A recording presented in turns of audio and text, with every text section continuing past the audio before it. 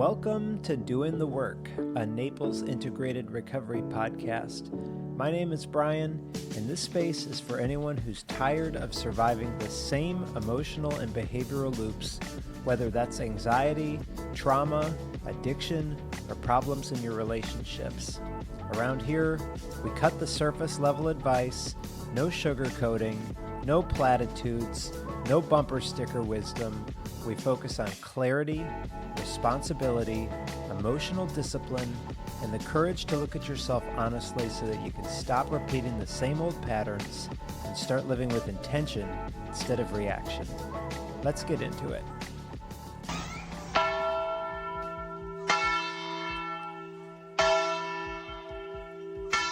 That'll wake you up. What if you stopped right now in the middle of whatever you are doing right this second? Because probably you're not just listening to me. You're probably doing something else at the same time. Are you scrolling? Are you mid-sentence in an email in the middle of a task that you are trying to finish before you let yourself breathe? What if the thing that you are doing while I'm interrupting you still feels critically important, still feels useful, still feels like it deserves 5 more minutes, and something interrupts you anyway? That question has been sitting with me because of an old monastic practice, and in Benedictine monasteries, their day was shaped by a bell. The bell called the monks to prayer, it marked the hours, and the goal was to interrupt ordinary work. You could be reading, cooking, gardening, maybe copying a manuscript, repairing something, writing someone a letter, or tending to any kind of a task that genuinely needed attention, and then that bell would ring, and the monk was called that they must stop right that second, not finish the letter, not finish repairing the thing, but to stop right that moment. And that part really interests me, that immediacy, because speaking for myself, my nervous system, my rhythm absolutely hates being interrupted mid-task. It feels like my skin is being pulled off of me. And one small example of me trying to do the work is that if I am ever mid-task, it seems my partner and I joke about, it seems like one of the only times that he wants to give me attention, of course it's not true, but it seems this way, is like if I am in the middle of a task. So if I am standing on a ladder doing electrical wiring, that's the moment that he is leaving and wants a hug and wants to say goodbye. Or I am siphoning fish shit off of the bottom, cleaning an aquarium, and I've got my hands full, and this is the moment that he is leaving for work or wants a hug or wants to interrupt me with a task or to talk about something. And in those moments, it feels absolutely insane for me to have to pause the task that I am right in the middle of. And also part of the work is, how important is this thing that I'm doing right this second, this cleaning the aquarium? It's not, because I had mentioned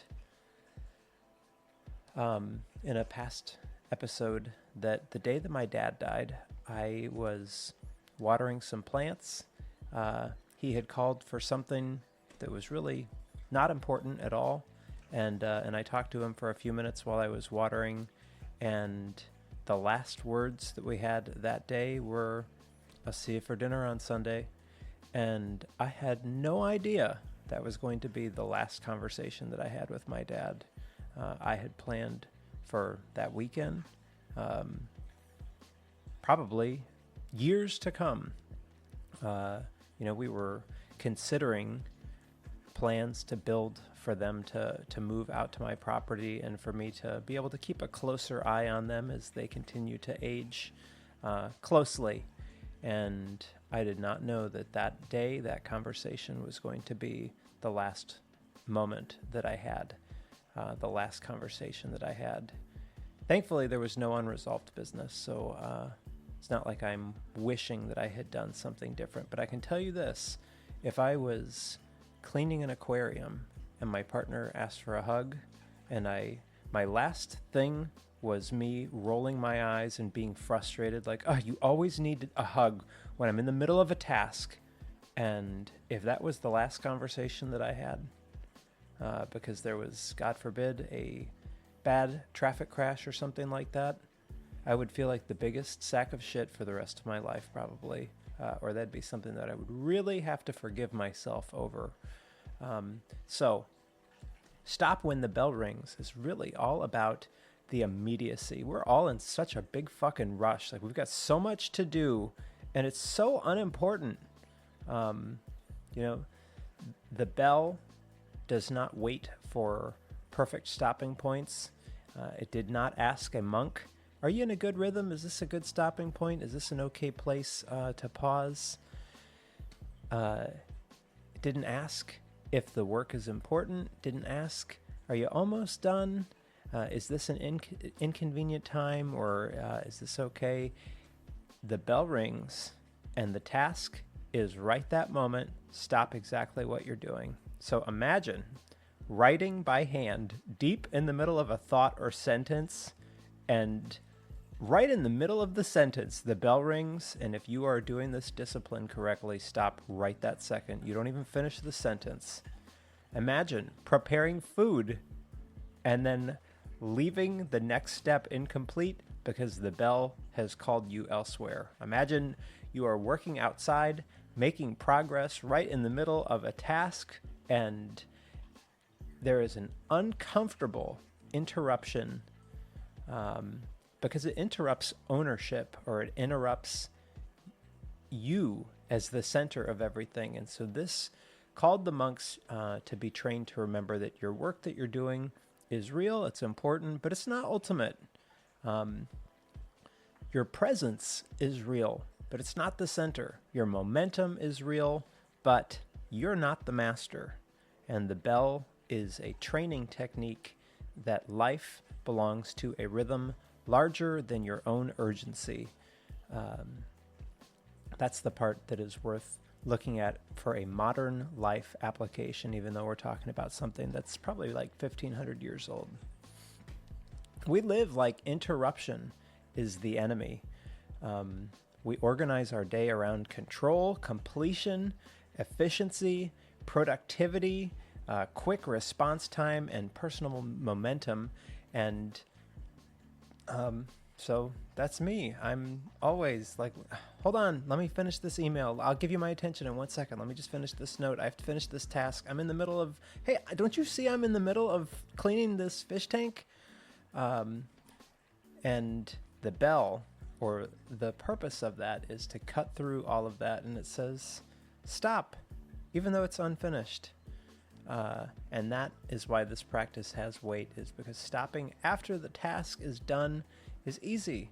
It's easy to rest after you have checked everything off of the list.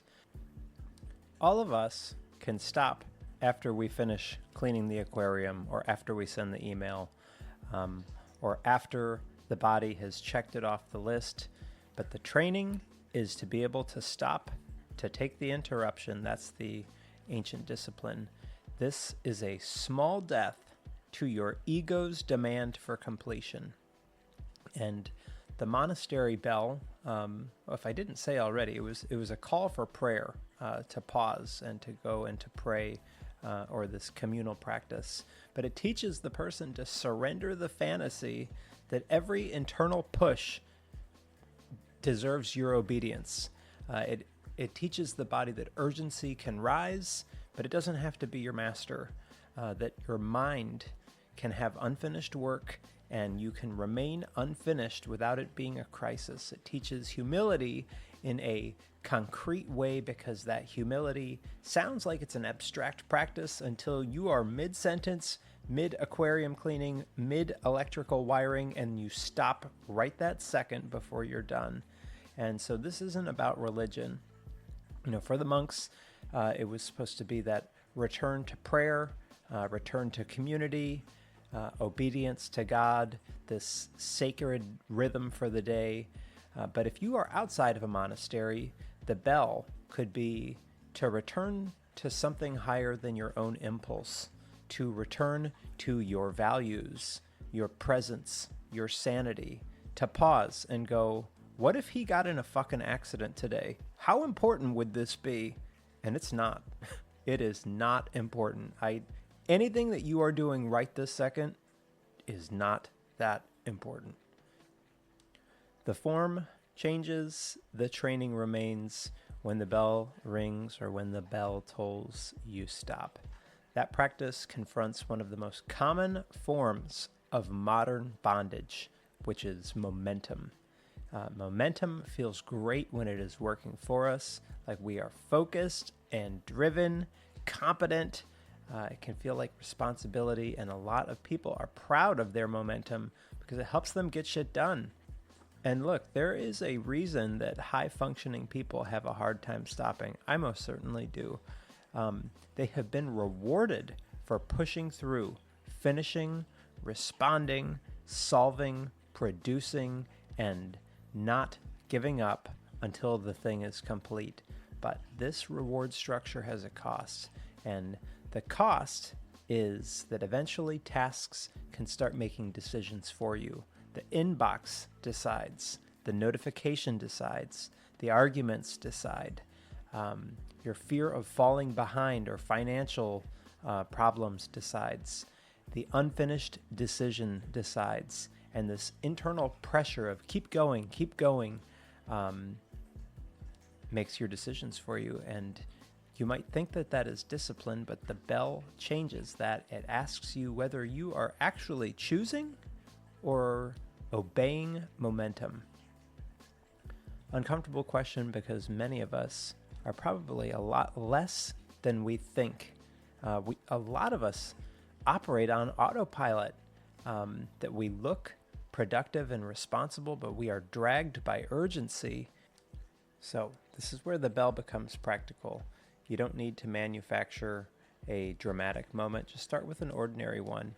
The email that you keep revising, the phone you keep checking, the task that you keep stretching because stopping feels wrong. Those are small moments, but they expose the same attachment the monk was training against. Something in you wants completion before you are allowed rest. And so that is the place to stop. Leave the email unfinished for 1 minute. Just pause and just notice what's going on internally. What's the urgency? Walk away from the paragraph before you polish it again. Put your phone down before you check the next thing.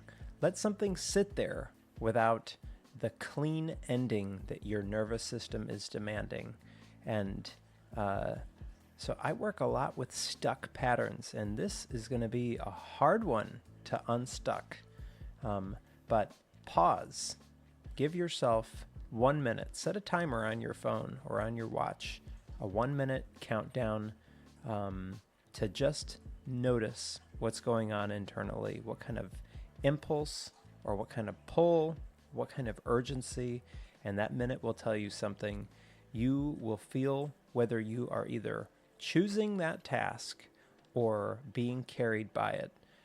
You may notice that the work has a clean purpose and that it's important, or you could pause and think about, like, it's just a fish tank. Like, how important is this? It's not. So the whole point, notice, control, avoidance, perfectionism, searching for relief. Do you have an eternal abyss? Any of it is useful information, and the bell or the pause gives you a way to see the driver before the drive takes you elsewhere. That's where you can return with honesty. Maybe you keep working. Maybe you close the laptop. Maybe you send that email tomorrow and that it has like 20% less intensity. Maybe you realize that the task was no longer the task, but a way for you to manage discomfort. and that is the whole discipline. The bell breaks the spell long enough for choice to come back online, and for the monk, the bell was supposed to be the call back to prayer or to community or to God. And if that's your jam, then you should do that. And if it's not, then the secular approach is notice. Is what this task that I am in the middle of, is that actually in line with what I say that I value, or what I say is important, or what really deserves my attention, or my restraint, and the life that I say that I want to live? Because if you're saying that your goal is that you want to be more present, or you want to be a better husband, or you want to be a better whatever, this thing that you're doing, can you pause? Can you pause and stop and receive the hug? Or can you stop the email that you're in the middle of to take a phone call from your 75-year-old mom who can't figure out how to change the input channel on the smart TV? Because when she's gone, you gotta think back to that moment and go, thank God I finished that fucking email and I was just too busy to take that call. Or are you gonna be standing over a potential grave and thinking how stupid and how unimportant some of this shit that I was doing was? Think about all of that. The bell cuts through that. So try practicing a bell today. Set a timer to go off at just a totally odd or random time. Or like the monks, maybe 6 a.m., noon, 5, whatever. Try the bell, see what you notice. And in that noticing, that is doing the work. Thanks for spending the time with me. If you found this episode helpful, please share it with somebody who may need to hear it. Be kind to yourself, be kind to people around you. Remember that we're all doing the best that we can with the tools that we currently have, and we're all capable of growing past that. If you'd like to reach out or connect, send me an email, brian@naplesintegratedrecovery.com. I hope to hear from you there. In the meantime, thanks again for listening. I'll see you on the next one.